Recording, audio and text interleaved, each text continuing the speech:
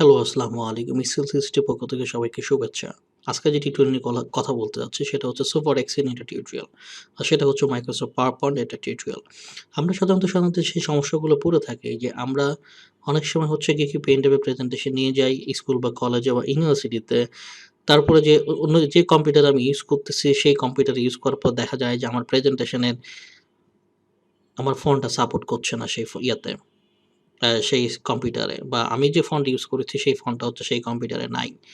অথবা হচ্ছে গিয়ে কি সেটা হচ্ছে ভার্শনটা চেঞ্জ। আমি 2019 এ করেছি অফিস, সেটা হচ্ছে গিয়ে 2007 বা 10 সেটা সাপোর্ট করছে না। এতে করে কি হয়ে যায়, আপনি জানেন না, আগে চেক করেন নাই কিন্তু আপনি প্রেজেন্টেশন দেওয়ার সময় হচ্ছে এই জিনিসটা ফেস করলেন।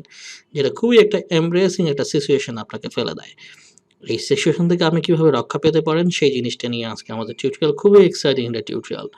অর্থাৎ আপনি এমনভাবে এমবেড করবেন আপনার ফন্টগুলোকে, সেই ফন্টগুলো আপনি যেকোনো কম্পিউটারে আপনি ইউজ করলে আপনার ফন্ট ঠিক থাকবে এবং হচ্ছে গিয়ে যে পজিশন আছে সেই পজিশন ঠিক থাকবে। সেই জিনিসটা আমরা কিভাবে করব সেই জিনিসটা আমরা দেখব আজকে। সেভ করার সময় আমাদের একটা জিনিস খেয়াল রাখতে হবে, এই যে ফাইলে যাব আমরা, ফাইল থেকে যাব হচ্ছে আমরা অপশনে যাওয়ার পর আমরা সেভে যাব আবার।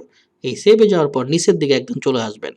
এই যে এখানে আমার হচ্ছে ক্লিক করে দেবেন embed fonts in the file. এখানে কি আছে, প্রথম যে অপশনটা আছে দেখেন, embed only the character used in the presentation. No, আমি চাই অল ক্যারেক্টারটাকে আপনাকে কি করতে, এমবেড করতে। তাহলে এখানে আমি ক্লিক করা দেওয়ার পর জাস্ট আমি এখানে কি করব, সেভ করে দিব। সেভ ওকে প্রেস করে দেবো। ওকে প্রেস করে দিলে আমার খেলা শেষ, অর্থাৎ আমার কাজটা হয়ে গেছে। অর্থাৎ তাহলে আমাদের কি পারপাসটা আমাদের সার্ভ হয়ে গেল। অর্থাৎ কি পারপাসটা সার্ভ হইলো, এই যে আমাদের এখানে ফন্ট আমি পুল লিখছি, ডক্টর লিখছি, বোনাস লিখছি, পুশ লিখছি, ঠিক আছে। এই যে এটা আমি কি লিখছি, এজেন্সি এফবি একটা ফর্মেটে লিখেছি। এই যে এজেন্সি এফবি ফর্মেটে লিখেছি। এটা যদি কোনো কম্পিউটারে নাও থেকে থাকে তাহলে কোনো সমস্যা হবে না। এটা এই ফর্মেটে আমি দেখাতে পারবো, প্রেজেন্টেশন দিতে পারবো। এই ছিল আজকে আমাদের টিউটোরিয়াল। যারা আমাদের এই চ্যানেলটিকে এখনো সাবস্ক্রাইব করেনি প্লিজ সাবস্ক্রাইব করুন। আপনি নিজে সাবস্ক্রাইব করুন, অন্যকে সাবস্ক্রাইব করতে উৎসাহিত করুন। সবাই ভালো থাকবেন, সুস্থ থাকবেন। অবশ্যই স্কিল 360 সাথেই থাকবেন। আল্লাহ হাফেজ।